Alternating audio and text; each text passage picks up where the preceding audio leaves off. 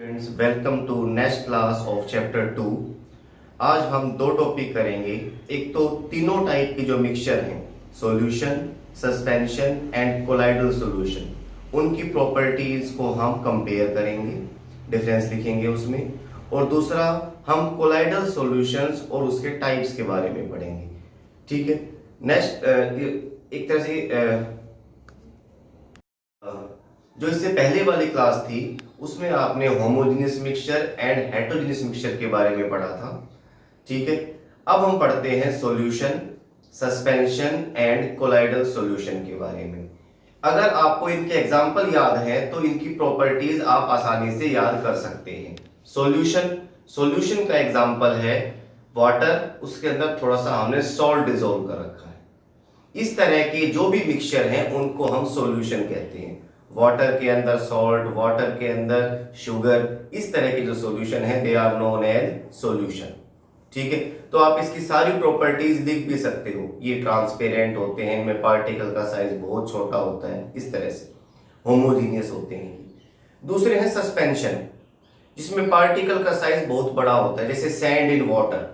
ठीक है। Sand water में थोड़े टाइम बाद नीचे सेटल डाउन हो जाएगी, वो है सस्पेंशन। उसमें पार्टिकल का साइज बहुत बड़ा होता है। ठीक है। वो हेटेरोजेनियस होते हैं, they have non uniform composition, इस तरह की। ठीक है। तो ऐसे मिक्सचर को, जैसे सैंड इन वाटर है, उनको हम क्या कहेंगे? सस्पेंशन। और तीसरे टाइप के जो मिक्सचर हैं, जो देखने में तो होमोजीनियस है लेकिन एक्चुअल में कैसे हैं? Heterogeneous, they are known as colloidal solution. और उसका एग्जांपल है मिल्क। देखने में हमें लगेगा मिल्क हर जगह से इक्वल कंपोजिशन है। अगर हम एक गिलास मिल्क ले तो हमें ये लगेगा कि जो है हर जगह से, चाहे हम ऊपर से एक चम्मच मिल्क लें, चाहे बीच से ले, चाहे बिल्कुल बॉटम से लगे, हमें ये लगेगा कि हर जगह पर यूनिफॉर्म कंपोजिशन है। लेकिन एक्चुअल में ऐसा नहीं है। मिल्क में ऊपर वाले हिस्से में फैट हमेशा ज्यादा होता है, बीच वाले हिस्से में उससे कम, नीचे वाले हिस्से में उससे कम। आपने देखा भी होगा कि जब भी हम मिल्क को फ्रिज में रखते हैं, मलाई हमेशा ऊपर आ जाती है। ठीक है। इस तरह के मिक्सचर जो देखने में होमोजीनियस हो लेकिन एक्चुअल में हेटेरोजीनियस हो, उनको हम कोलाइडल सॉल्यूशन कहते हैं। आपके सामने एक नया वर्ड है, colloidal solution. These are the mixture which are actually heterogeneous but seems to be homogeneous, जैसे मिल्क है। इस तरह के मिक्सचर जो है they are known as colloidal solution. अब आपको इन तीनों के तीनों मिक्सचर की प्रॉपर्टीज को एक साथ स्टडी करना है। ठीक है। और स्टडी करने का तरीका, डिफरेंस देखने का नया तरीका मैंने आपको बताया था। पहले प्रॉपर्टीज, फिर तीनों टाइप के मिक्सचर के बारे में हम यहाँ पर लिखेंगे। तो बोर्ड के ऊपर सभी बच्चे फोकस करें और इनके बीच में जो भी डिफरेंस है वो ध्यान से देखें और उसको साथ साथ लर्न करें। जो बच्चा लिखना चाहता है वीडियो पॉज करे और उसको लिख ले। ठीक है। तो सभी बच्चों का फोकस अब बोर्ड पे होना चाहिए। तो ये हमारे पास तीन टाइप के मिक्सचर हैं। ध्यान रखना, टाइप ऑफ मिक्सचर है ये। पहला सॉल्यूशन, सॉल्यूशन को हम ट्रू सॉल्यूशन भी लिख सकते हैं। दूसरा सस्पेंशन, तीसरा क्या? Colloidal solution. और अब हमें इन तीनों की प्रॉपर्टीज को स्टडी करना है। सबसे पहले नेचर, इनका नेचर कैसा है? नेचर में सबसे पहले सॉल्यूशन, इसका नेचर है होमोजीनियस। होमोजीनियस का मतलब आपको पता है, which has uniform composition through out. जैसे अगर हम एक ग्लास लें, उसमें वाटर और सोल्ट को मिक्स करें अच्छी तरह से, तो चाहे हम किसी भी पार्ट से इस सॉल्यूशन को लें, चाहे नीचे वाले हिस्से से एक चम्मच लें, बीच वाले हिस्से से एक चम्मच लें, ऊपर वाले हिस्से से एक चम्मच सॉल्यूशन लें, हर जगह पर कंपोजिशन सेम होगी। इस तरह के मिक्सचर को हम होमोजेनियस मिक्सचर कहते हैं। सॉल्यूशन का नेचर कैसा होगा? Homogeneous, means it has uniform composition through out. ठीक है। अब इसके साथ ही हम कंपेयर करते हैं सस्पेंशन को। इसका नेचर होगा हेटेरोजीनियस। हेटेरोजीनियस का मतलब जिसमें नॉन यूनिफॉर्म कंपोजिशन हो। जैसे हम एक ग्लास लें, ठीक है, उसमें पानी लें और थोड़ा सा उसमें चॉक पाउडर या सैंड डालें। ठीक है, मिक्स करें अच्छी तरह से। मिक्स करने के बाद भी हम क्या देखेंगे, नीचे वाले हिस्से में सैंड ज्यादा होगा, ऊपर वाले हिस्से में कम, उससे ऊपर वाले में कम, मतलब हर जगह पर इक्वल कंपोजिशन नहीं है। इस तरह के मिक्सचर को हम हेट्रोजीनियस कहते हैं। और सस्पेंशन का नेचर कैसा होगा, हेट्रोजीनियस। और थर्ड जो है कोलाइडल सॉल्यूशन, इसके बारे में मैंने आपको अभी अभी बताया था। एक्चुअल में ये कैसे होते हैं, दीज आर हेट्रोजीनियस, ये हेट्रोजीनियस होते हैं, बट सीम्स टू बी, देखने में कैसे लगेंगे, सीम्स टू बी होमोजीनियस। तो ये पहला डिफरेंस हो गया तीनों के बीच में, ठीक है। सेकंड पॉइंट पे आते हैं, पार्टिकल साइज। इसके पार्टिकल का साइज बहुत छोटा होता है, वेरी स्मॉल, ठीक है। वेरी स्मॉल का मतलब लेस देन 1 नैनोमीटर, 1 नैनोमीटर। ये नैनोमीटर क्या है, इसको भी समझ लो, nano n metre m, 1 nanometre में 10⁻⁻⁹ मीटर होते हैं। इसके पार्टिकल का साइज 1 नैनोमीटर से कम होता है, बहुत छोटा साइज है ये, मान लीजिए आप, ठीक है। तो नैनोमीटर के बारे में भी आपको पता चल गया।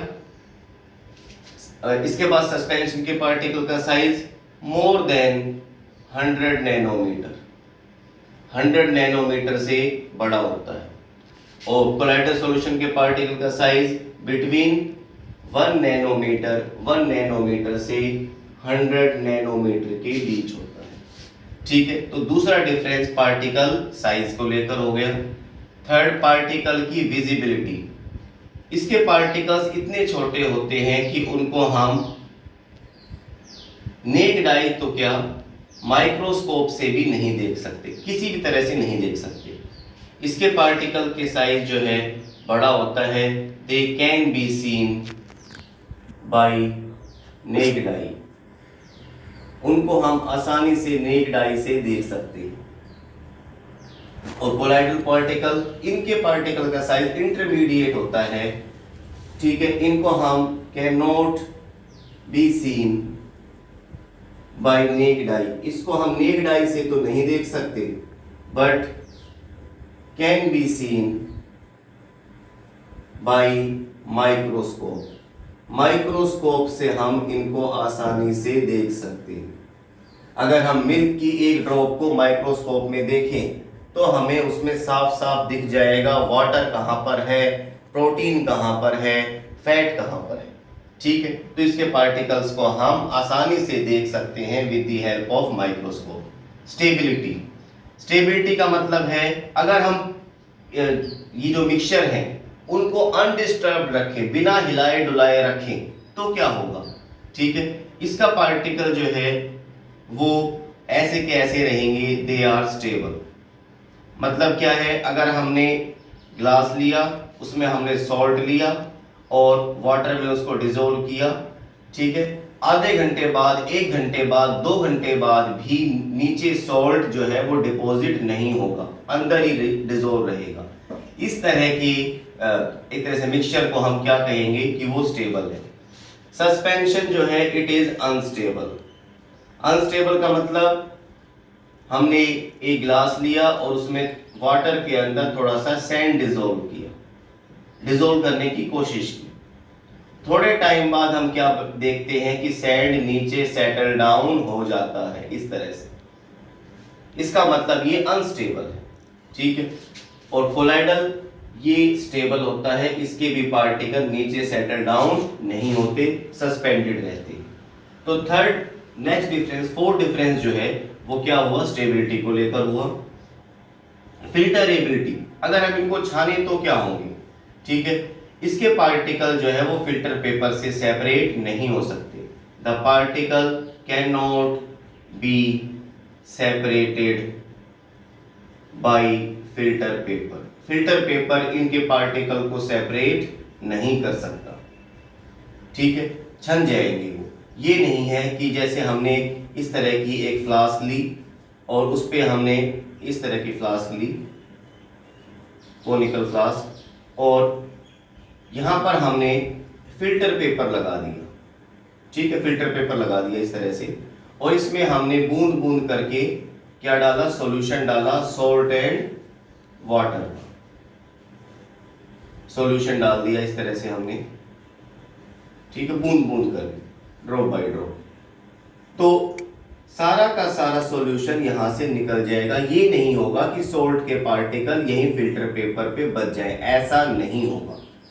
अगर हम सस्पेंशन लेते, सॉल्ट के बजाय क्या ले लेते, सैंड ले लेते, सैंड एंड वाटर, और उसको फिल्टर पेपर से छानते, तो सैंड के पार्टिकल्स फिल्टर पेपर पर ही बच जाते, ठीक है।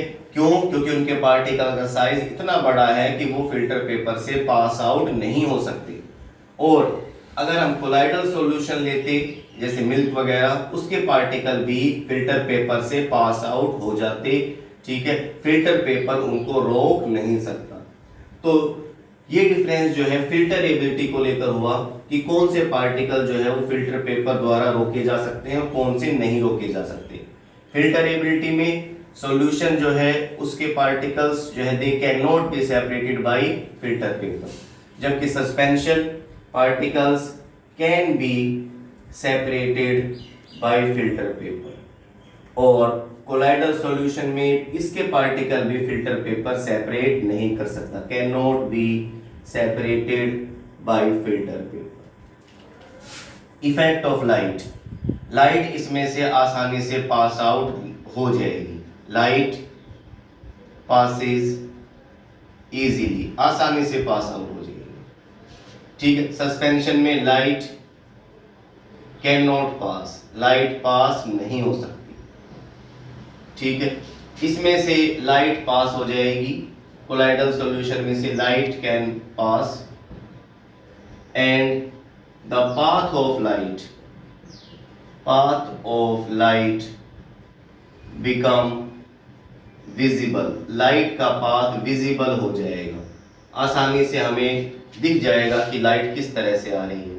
इसको आप समझ सकते हैं जिस तरह से रात को अगर हम अपनी गाड़ियों की हेडलाइट ऑन करते हैं और सड़क पे कुछ धूल होती है तो हमें लाइट दिख जाती है कि लाइट इस तरह से जा रही है, लाइट का पाथ दिख जाता है इस तरह का, हेडलाइट जैसे ही ऑन करती है, ठीक है। तो कोलाइडल सॉल्यूशन में जैसे ही लाइट पास होगी, लाइट का पाथ हमें, रास्ता जो है वो हमें विजिबल हो जाएगा। नेक्स्ट डिफरेंस जो है वो भी लिख सकते हैं हम अपीयरेंस को लेकर, कि कौन सा ट्रांसपेरेंट होता है, कौन सा ट्रांसलूसेंट। अपीयरेंस, सॉल्यूशन जो है वो पूरी तरह से ट्रांसपेरेंट होता है, पानी जैसा लगेगा, चाहे सॉल्ट इन वाटर है, शुगर इन वाटर है, ये सब चीजें, ये बिल्कुल ट्रांसपेरेंट होता है। सस्पेंशन जो है पूरी तरह से ओपेक होता है, ओपेक मतलब बिल्कुल लाइट जिसमें से पास आउट ना हो, ओपेक होगा। और ये ट्रांसलूसेंट होता है, धुंधला सा होता है, ट्रांसलूसेंट। तो ये दो तीनों के अंदर एक तरह का डिफरेंस है। इस तरह से हमने 7 डिफरेंसेस लिखे हैं between solution, suspension and colloidal solution. ये आजकल क्वेश्चन पूछने का नया ट्रेंड है। अब आपसे जो है एग्जाम में कभी ये नहीं पूछेंगे कि इन तीनों के बीच में डिफरेंस लिखो। क्वेश्चन क्या पूछा जाएगा, आप solution, suspension and colloidal solution, इनमें डिफरेंस लिखें ऑन द बेसिस ऑफ कोई भी 3 जो है पॉइंट दे देंगे, particle visibility, stability, filter ability. तो इस फॉर्म में अब आपको डिफरेंस याद होने चाहिए। मैं चाहता हूं सभी बच्चे इस तरह के डिफरेंसेस जो है वो अपनी कॉपी में नोट डाउन कर लें, ठीक है। वीडियो को पॉज करें आराम से और इसको डिफरेंसेस को नोट डाउन कर लें। नेक्स्ट जो टॉपिक हमें यहाँ पे करना है वो है type of colloidal solution. Colloidal solution के कौन कौन से टाइप्स होते हैं। अब आप कोलाइडल सॉल्यूशन को अच्छी तरह से जानते हैं, वो solution which are actually heterogeneous but seems to be homogeneous are known as colloidal solution, ठीक है। और कोलाइडल सॉल्यूशन में भी 2 तरह के पार्टिकल्स होते हैं जैसे सॉल्यूशन में होते थे। सॉल्यूशन में आपको पता है सोल्यूट एंड सोलवेंट होते थे। सोल्यूट वो सब्सटेंस जो लेस अमाउंट में पाए जाते हैं और सोलवेंट वो जो ज्यादा अमाउंट में पाए जाते हैं, जैसे सॉल्ट एंड वाटर। इसमें सोल्यूट क्या है, सॉल्ट, सोलवेंट क्या है, वाटर, ठीक है।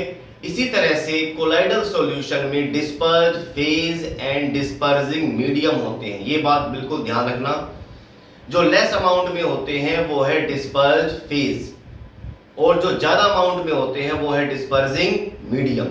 ठीक है, डिस्पर्ज फेज की डेफिनेशन क्या है? एक तरह से disperse phase is the component of colloidal solution which is present in lesser amount, और दूसरा dispersing medium, it is the component of colloidal solution which is found in larger amount. याद रखना, मीडियम ज्यादा अमाउंट में और phase less amount में। तो solute की तरह कौन से होंगे? डिस्पर्ज फेज, और सॉल्यूशन की तरह कौन से होंगे? डिस्पर्जिंग मीडियम। इसी के बेस पर जो कोलाइडल सॉल्यूशन है उनको 7 कैटेगरीज में डिवाइड किया गया है: aerosol, foam, emulsion, sol, solid sol, इस तरह से। ठीक है, इन सब को मैंने यहाँ पे बोर्ड पे लिखा है, इससे आपको बिल्कुल एक एक चीज क्लियर होती जाएगी कि किस में क्या डिस्पर्जिंग फेज है, क्या डिस्पर्जिंग मीडियम है। आपको अपने माइंड में सिर्फ ये बात फीड रखनी है कि कोलाइडल सॉल्यूशन में जो कंपोनेंट लेस अमाउंट में मिलेगा वो डिस्पर्ज फेज है, और जो ज्यादा अमाउंट में मिलेगा वो डिस्पर्जिंग मीडियम है। अगर ये बात आपके माइंड में रहेगी तो आप याद रख सकते हो कि कौन से टाइप का कोलाइडल सॉल्यूशन जो है उसका क्या नाम है। कोलाइडल सॉल्यूशन के नाम अलग अलग रखे गए हैं based on the nature of dispersed phase and dispersing medium present on them, कि उनमें किस तरह के dispersed phase and dispersing medium। ठीक है, तो अब हम अपना फोकस सिर्फ बोर्ड पे करते हैं और इस तरह के सारे टाइप के कोलाइडल सॉल्यूशंस को हम विद एग्जांपल स्टडी करेंगे। सबसे पहले टाइप का कोलाइडल सॉल्यूशन है एरोसोल। एरोसोल में डिस्पर्स्ड फेज है लिक्विड और डिस्पर्सिंग मीडियम है गैस। मतलब क्या है? बहुत सारी गैस है। ठीक है, बहुत सारी गैस है, उसमें बीच में कहीं कहीं पर लिक्विड के पार्टिकल्स हैं, जैसे फोग में होता है, जैसे क्लाउड में होता है, जैसे मिस्ट में होता है। क्लाउड में क्या होगा? बहुत सारे वाटर वेपर्स, वेपर की स्टेट क्या है? गैस। बीच बीच में कहीं कहीं पर वाटर की ड्रॉपलेट्स, उसको हम क्या कहेंगे? क्लाउड। फोग या मिस्ट के समय भी यही होता है। फोग में भी यही होगा, जब धुंध छाई रहती है, बहुत सारी एयर, एयर का मतलब गैस, और बीच में कहीं कहीं पर वाटर की ड्रॉपलेट। आपको पता होगा जब भी फोग या मिस्ट होती है बिल्कुल महीन महीन सी, बिल्कुल छोटी छोटी पानी की बूंदें गिरती हैं, तो बहुत सारा गैस, बीच में कहीं कहीं पर क्या? लिक्विड। उसको हम क्या कहेंगे? एरोसोल। क्लियर सभी को? तो ये फर्स्ट टाइप का कोलाइडल सॉल्यूशन है। दूसरा भी एरोसोल ही है, ठीक है, लेकिन अब की बार इसमें डिस्पर्ज फेज चेंज हो गया। Disperse phase solid, dispersing medium gas. मतलब बहुत सारी गैस है, बीच में कहीं कहीं पर सॉलिड पार्टिकल्स हैं। इस तरह के कोलाइडल सॉल्यूशन को भी हम क्या कहेंगे? एरोसोल। तो एरोसोल वो कोलाइडल सॉल्यूशन है जिनमें डिस्पर्जिंग मीडियम क्या है? गैस। डिस्पर्ज फेज क्या है? या तो लिक्विड या सॉलिड। अगर एरोसोल में डिस्पर्ज फेज सॉलिड है, ठीक है, तो उसका एग्जांपल है स्मोक, धुआं, गाड़ियों से निकलने वाला धुआं। उसमें बहुत सारी एयर होती है यानी गैस, बीच बीच में कहीं कहीं पर कार्बन के अनबर्न्ड पार्टिकल्स होते हैं जिनकी स्टेट होती है सॉलिड। ठीक है, तो वो एग्जांपल है एरोसोल का। आपसे एग्जाम में पूछ सकते हैं व्हाट इज एरोसोल। ठीक है, डेफिनेशन मैं बोल रहा हूं, अब आपको सिर्फ टेबल देखकर ही याद रखनी है। What is aerosol? Aerosol is a type of colloidal solution in which dispersed phase is either liquid or solid, but dispersing medium is gas. तो अगर आपको ये टेबल याद है तो आप डेफिनेशन अपने आप बना सकते हो। एक बात जरूर ध्यान रखना, इस टेबल के ऊपर बेस्ड एक क्वेश्चन 100% आपके एग्जाम में जरूर आएगा। जैसे पूछ लिया what is aerosol, give example. Definition का तरीका मैंने बता दिया। It is a type of colloidal solution in which disperse phase is liquid और solid and dispersing medium is gas. या ये क्वेश्चन पूछ लेंगे give an example of aerosol in which disperse phase is solid and dispersing medium is gas. Answer में आप क्या लिख देंगे? स्मोक। क्लियर? अब हम नेक्स्ट वाले कोलाइडल सॉल्यूशन पे आ जाते हैं जिसका नाम है फोम। फोम के अंदर डिस्पर्स फेज होगा गैस एंड डिस्पर्सिंग मीडियम होगा लिक्विड। मतलब बहुत सारा लिक्विड है, हमें पता है डिस्पर्सिंग मीडियम हमेशा ज्यादा अमाउंट में होता है, बहुत सारा लिक्विड, बीच बीच में कहीं कहीं पर गैसियस पार्टिकल, ठीक है। और उसका एग्जांपल शेविंग क्रीम या शेविंग जेल जो लगाते हैं, लिक्विड होता है बहुत सारा, बीच बीच में कहीं कहीं पर गैसियस पार्टिकल्स होते हैं, बुलबुले से निकलते हैं, वो गैस। तो ये एग्जांपल फोम का है, ठीक है। इसी तरह से एक और एग्जांपल होता है फोम में जिसमें डिस्पर्स फेज जो है वो तो गैस ही रहेगा, लेकिन डिस्पर्सिंग मीडियम क्या हो जाएगा, सॉलिड। मतलब बहुत सारा सॉलिड, बीच में कहीं कहीं पर गैसियस पार्टिकल। और इस तरह के एग्जांपल आप सब ने देखे हुए हैं, जैसे फोम है जो हमारे पिलोज में होती है, तकिया जो होता है उसमें होती है, रबर, स्पॉन्ज जिसको हम दबा देते हैं, ठीक है, उसमें बीच में कहीं कहीं पर होल्स होते हैं, उन होल्स में क्या भरी होती है, एयर यानी गैस, ठीक है। तो ये सारे के सारे एग्जांपल हैं फोम के, ठीक है। क्या क्या, रबर, स्पॉन्ज, प्यूमिक। ये प्यूमिक स्टोन होता है, शायद आपने देखा होगा, सफेद से रंग का पत्थर होता है जिसको हम बाथरूम में रखते हैं, ठीक है, मैल उतारने के लिए। और उसमें छेद होते हैं, होल्स होते हैं, उन होल्स में एयर भरी होती है, वो प्यूमिक स्टोन होता है, बहुत हल्का होता है, पानी के ऊपर फ्लोट करता है, ठीक है। तो ये क्या है, फोम है। अगर आपसे पूछे व्हाट इज फोम, आप क्या लिखेंगे definition, it is a type of colloidal solution in which dispersed phase is gas, dispersing medium is liquid और solid, ठीक है। इसीलिए मैंने कहा था कि अगर आपको ये टेबल आपके माइंड में स्टोर है तो आप डेफिनेशन बना सकते हैं, आपको रटनी नहीं पड़ेगी।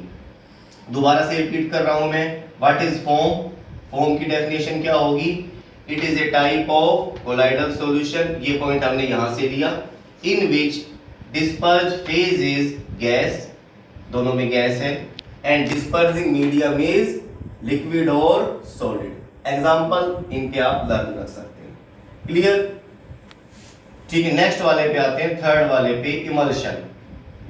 इमल्शन वो कोलाइडल सॉल्यूशन है जिसमें डिस्पर्स्ड फेज लिक्विड है, डिस्पर्सिंग मीडियम भी लिक्विड है।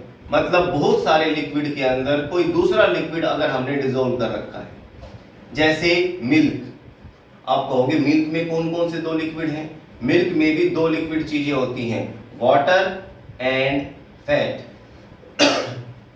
मिल्क के अंदर लगभग 90% वाटर होता है और 8% के आसपास फैट होती है, दोनों लिक्विड स्टेट में है, अच्छी तरह से मिक्स होते हैं, वो एग्जांपल है इमल्शन का, ठीक है। फेस क्रीम में भी यही होता है जो हम अपने चेहरे पे लगाते हैं, उसमें कई टाइप के ऑयल प्रेजेंट होते हैं, ठीक है, 3 या 4 टाइप के ऑयल होते हैं। तो ये एक कोलाइडल सॉल्यूशन है, ठीक है। इसकी डेफिनेशन क्या होगी, what is emulsion, emulsion is a type of colloidal solution in which dispersed phase is liquid, dispersing medium is gas.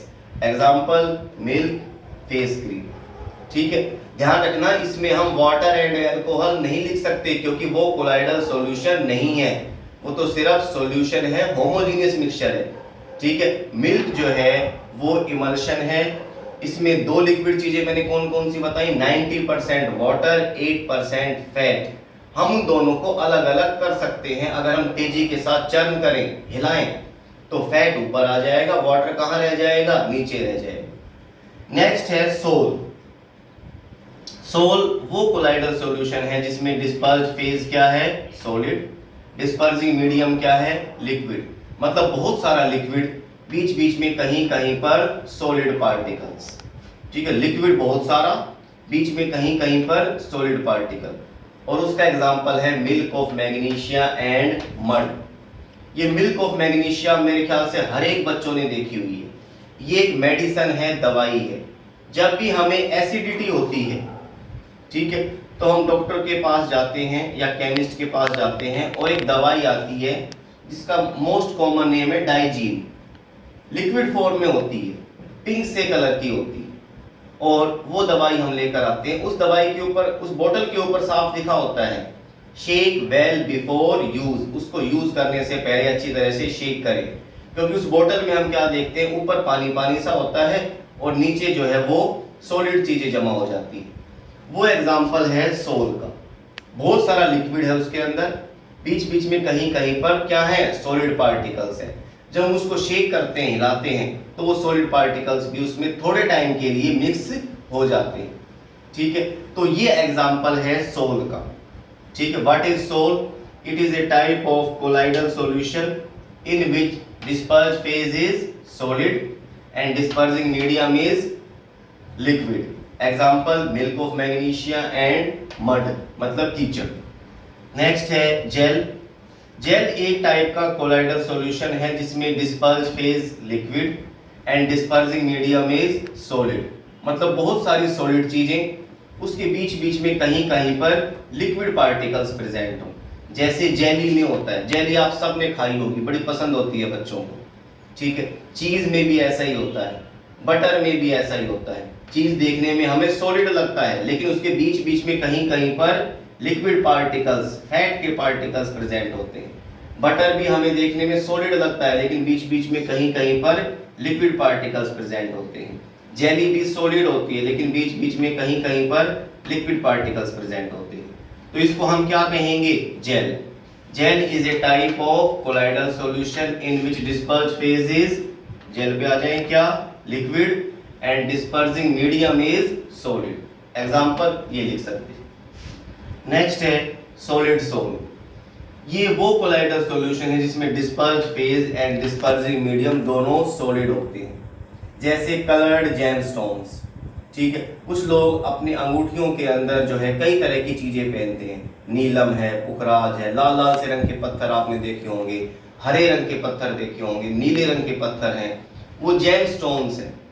ठीक है, और उसके अंदर जो है dispersed phase and dispersing medium दोनों के दोनों क्या होते हैं, सॉलिड होते हैं। उसको हम सॉलिड सोल कहेंगे। What is solid sol?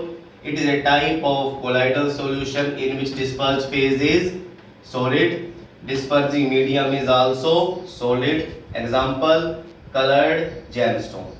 तो ये 6 टाइप के कोलाइडल सॉल्यूशन से दोबारा से रिपीट कर लेते हैं हम। पहले टाइप का हमने क्या पढ़ा? एरोसोल।